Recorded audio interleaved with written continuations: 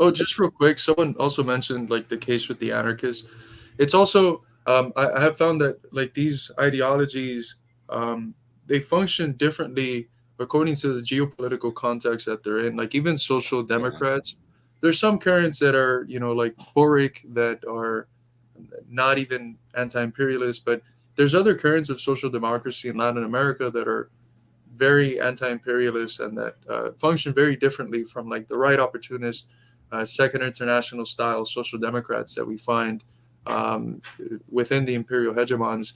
And it's the same thing with the Trotskyites. It's the same thing with the anarchists. And if you look at Nicaragua, if you look at Venezuela, if you look at some of the countries that have had successful socialist revolutions, they usually have a mixture of all of these different ideologies, of different radical left ideologies.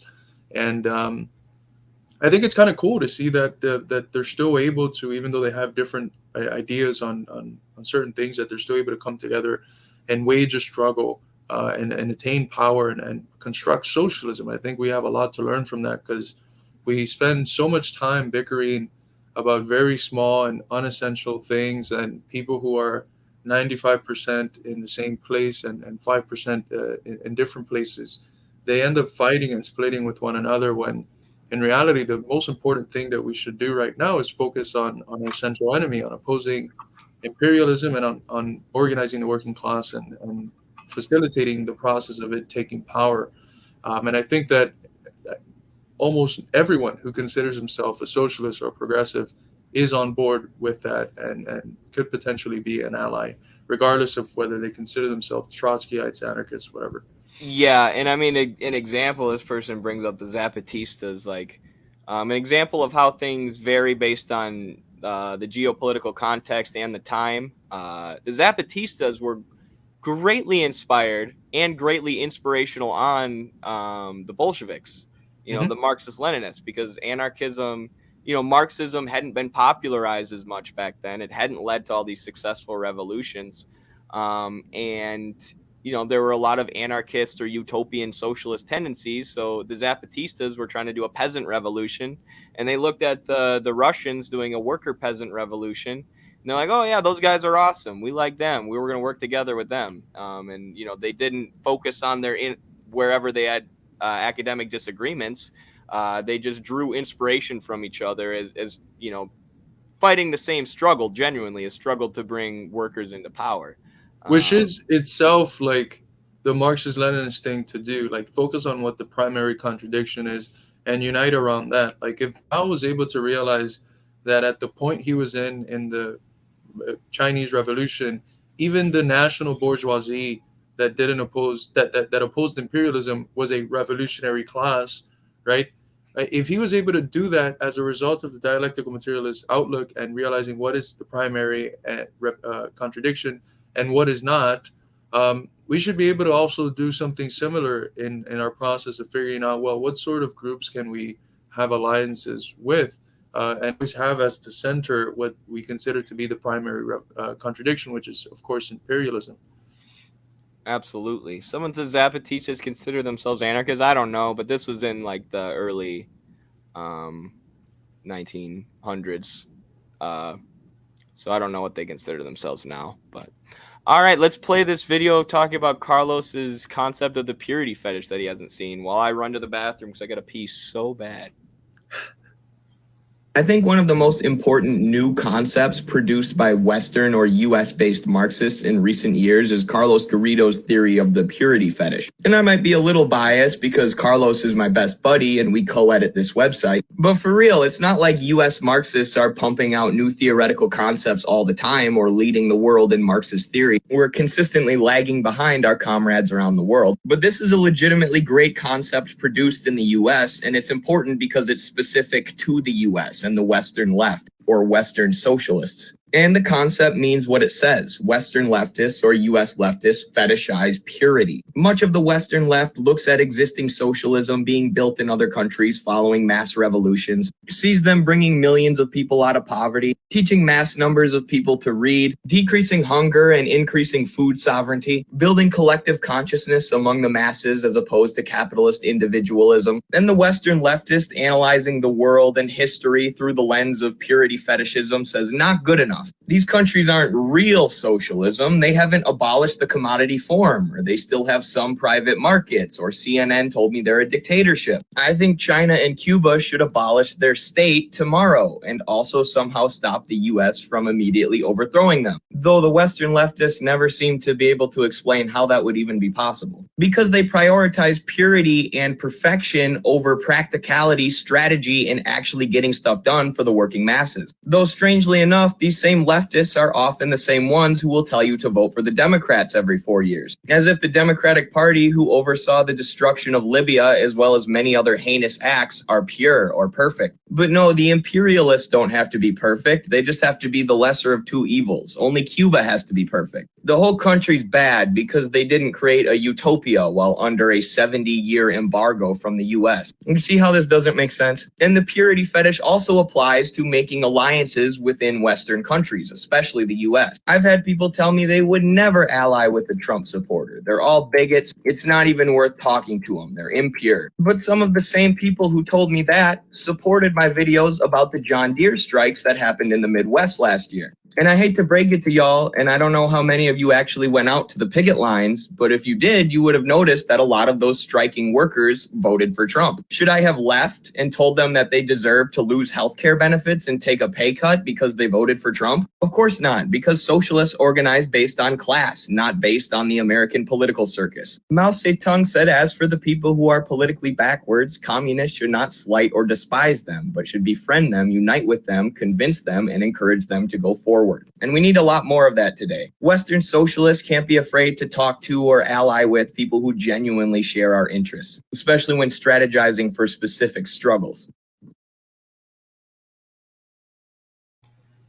So there you go. You can tell me how I did explaining your great concept in 3 minutes there. I loved it. That was excellent, and I also liked how you tied it to something that I've been developing. We've been in conversation about it a lot, but I haven't been able to publish any work on it yet because it's within the chapter where I deal with the concept in the book that I'm working on. But how it not just reflects itself in the geopolitical analysis of these folks, but also in the internal analysis, right? And that's really important because it shows that it's revolutionary futile, not only because it forces you to be in this weird position where you say, hey, I'm a socialist, but wherever socialism has been tried, it's failed.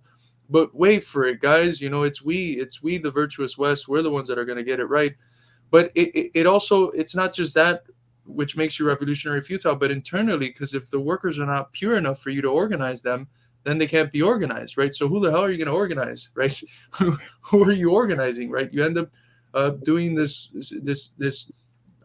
limiting of the working class that ends up completely decapitating any ability to form a mass working class movement that gets to power. So yeah, I think you did a beautiful job in explaining the concept, both in relation to its geopolitical and national context. Thank you. I'm glad. And I mean, the concept, I'm so glad you came up with it. It's sort of like Vijay's concept of hybrid wars or any new Marxist concept that comes up. It's welcome when it comes. Because as I said in that video, we're kind of lagging behind on, developing new theory. So it's awesome to see that the working class movement is producing that again via you. And then it's just so useful to explain so many things we criticize, domestically and when it comes to imperialism. So yeah, hopefully some more people pick it up and start using it now. Right. Yeah, and I attribute part of it to Domenico Losordo. He has a book that is now being translated by Gabriel Rockhill, which is Western Marxism. Massimo Occidental, I had to read it in Spanish.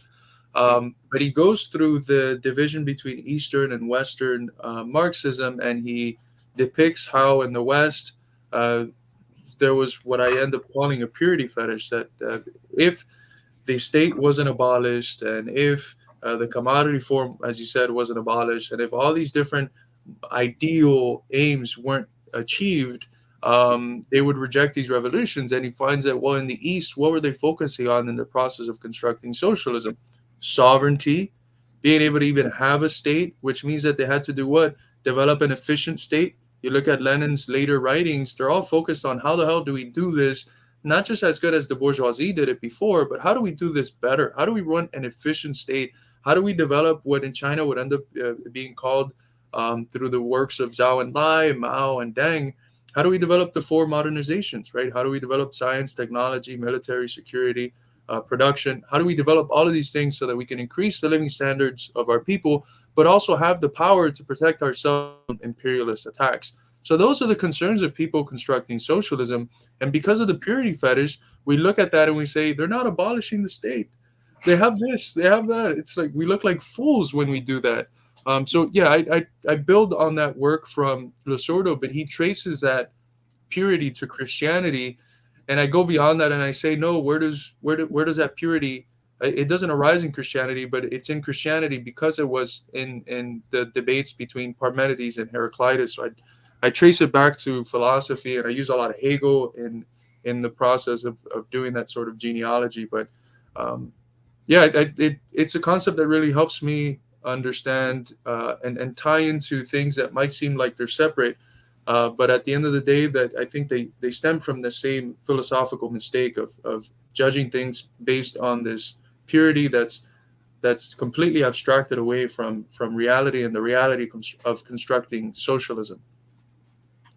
Absolutely. I've had people quote like the really, really early Marx to me, where he's talking about like how under socialism you'll be able to be a fisherman during the day or make shoes at night or criticize in the evening. They're like, that's not China, therefore it's not socialist. They're not Marxist. Like, did you just skip everything else Marx ever wrote? Like, and you're like, oh, China doesn't have, not everybody in China lives exactly the way that Marx was putting out hypothetically in this book, very early on in his academic career. Not good enough. And they're the ones, they critique Marxist Leninists for being dogmatists. They're the ones picking unpublished works from the 40s and bringing them up to a pedestal as the end of Marxism. This is it. They don't understand that Marxism develops, that after Marx and Engels dies, there's people that actually carry on revolutions with the mantle of Marxism and that have to adapt to different conditions.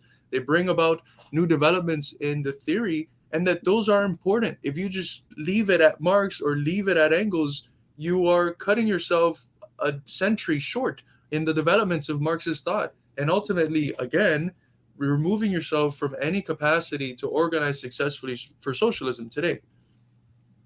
Yes, Johnny dialectically makes another good point. There's more than Marx now. There's Fanon, Amin, Lacerdo, Desai. It's a science that's been developed. Yeah, and Rockhill explains it really well as like a living, breathing science for, Mhm. alleviating the ills of human society and of human production, and alleviating these things like poverty and lack of health care and, other material wants. And I yeah, like it's that you been developed. mentioned, sorry. I was just gonna say it's been developed so far beyond Marx now. It's like if you're only reading Marx and then basing judging every existing socialism off that, of course they're not gonna meet that because the science has developed so much further than that, as Marx knew it would. Yeah, yeah, absolutely. And I think one of the more interesting developments, it's we were just talking about with reference to Venezuela and some of the other targets of American imperialism, the discourse of human rights and how it's so central in the mask of American imperialism and legitimizing its activities. And I think one of the better currents developing specifically out of China, but there's people in the West like Radhika Desai, like Carlos Martinez, like Danny Haifang, Roland Bohr, who are writing on it, is the Marxist approach to human rights, right? The difference between concrete universal human rights and abstract universal human rights, or rooted universal human rights. And Radhika Desai just published an excellent paper on the democracy and human rights of imperialism and the imperialism of democracy and human rights for international critical thought, as well as Carlos Martinez and Danny Haifong, who also and Roland Bohr, who also in the recent issue wrote really good papers on the Marxist theory of human rights and critiquing the hypocritical nature of how the U.S. talks about human rights and human rights abuses. So, but yeah, it was a pleasure talking to you, brother. I have to go now, and it's always great talking to you. I hope we can get another stream.